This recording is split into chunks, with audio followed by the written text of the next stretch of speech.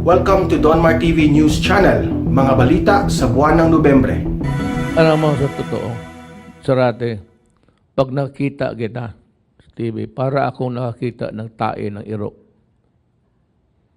Para akong nakakita ng tae ng aso. Totoo lang.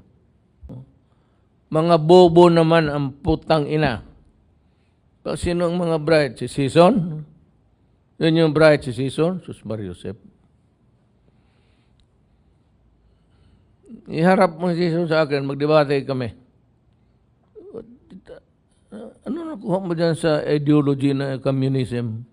You are accusing red tagging you. No, the armed forces of the Philippines is very correct. You are being identified as the members of the communist pala, alam namin. Yun ang totoo, hindi red tagging.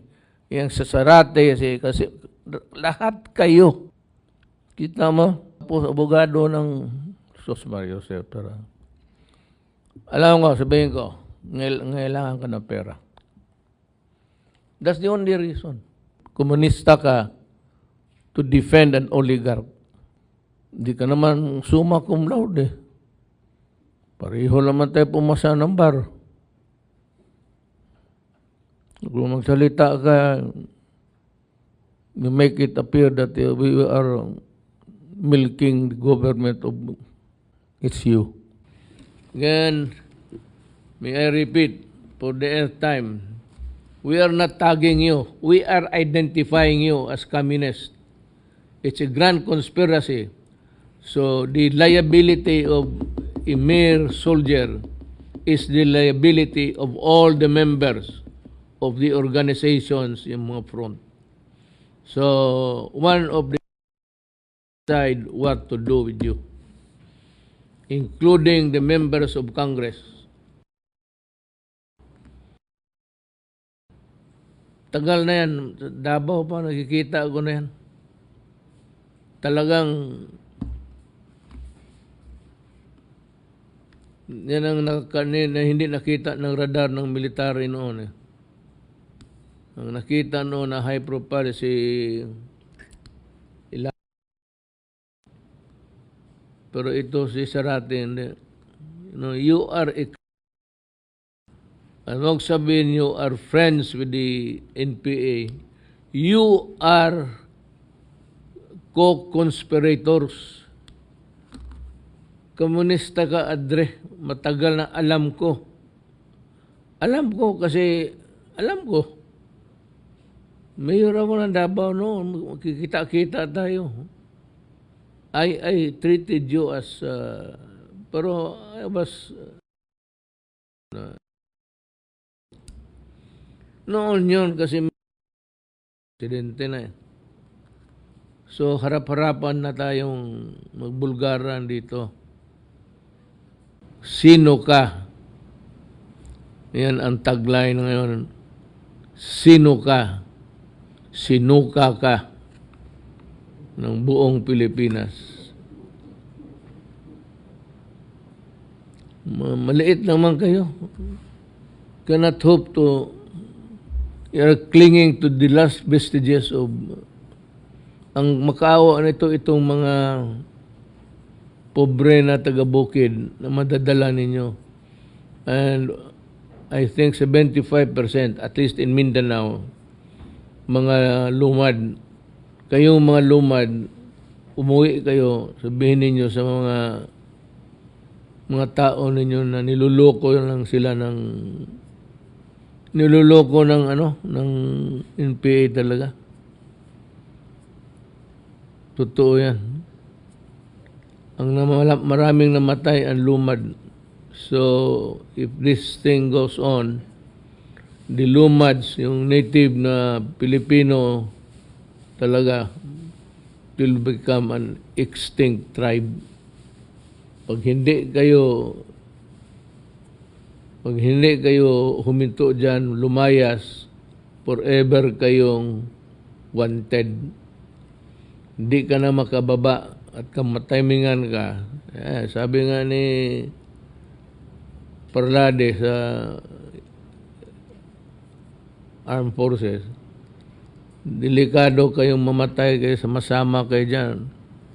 O kita mo yung kay Kulimat. Kulyamat. Kulyamat. Oh. Di anak niya mismo, babae pa. Sigurado patay yan. Babae, ilaban mo sa sundalo, patay. Sigurado. Ayan ang kayong mga Pilipino na mga dreamers. You dream of a country, gusto ninyo yung utopia.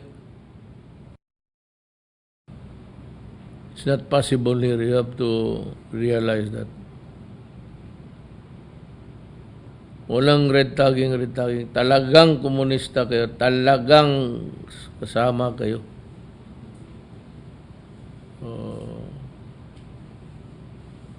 Time will come. So, sa mga kababayan ko, medyo naibigay ko na yung input sa inyo sa mga araw na to. I'll be back every Monday ata.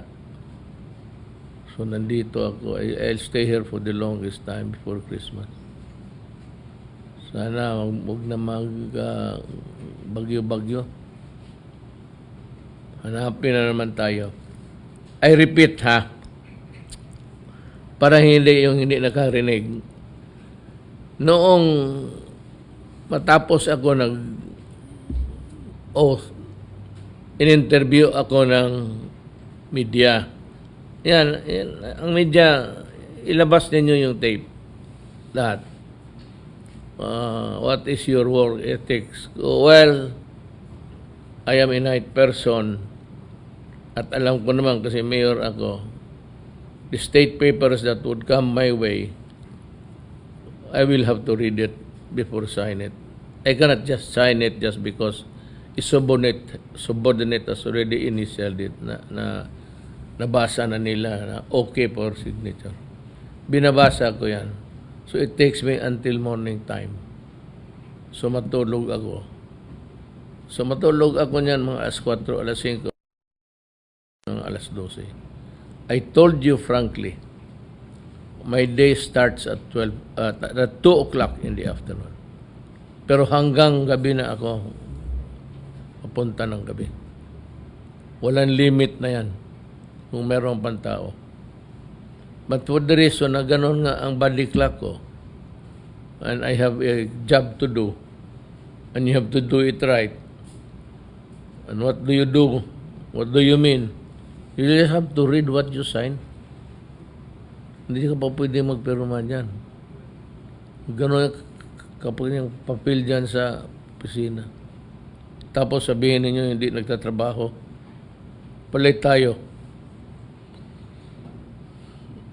Matutunaw yung utak din. Lalo na yung sa finance. I have to,